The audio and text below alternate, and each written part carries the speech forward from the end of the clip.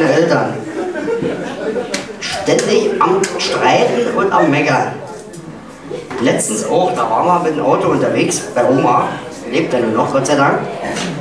Und da hatten sie auch wieder mal gezofft, der Vater ist gefahren und die Mutti, die guckt aus dem Fenster raus. Die reden natürlich kein Wort miteinander. Und dann kommen wir an so einem Bauernhof vorbei. Und die Mutti sieht, wie sie 2 Schweine im Dreck sehen. Da haut sie in die Rippen und sagt, guck mal da, Verwandtschaft von dir. Der Vater guckt rüber und lacht, stimmt, Schwiegereltern.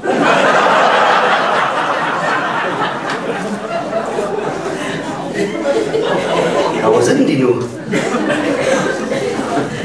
Jetzt bin ich hier wieder am Aufräumen, wa? Das war letztes Jahr auch so. Das wird wahrscheinlich ein Dauerzustand jetzt. Eigentlich ist der Kowalski hier der Gastronom, der das machen muss. Wisst ihr, was der vorhin zu mir gesagt hat? Doch wie du hast von letzter Woche noch 3 Bier offen stehen. Ich sag, die kannst du wegkippen, die sauge ich jetzt auch nicht mehr.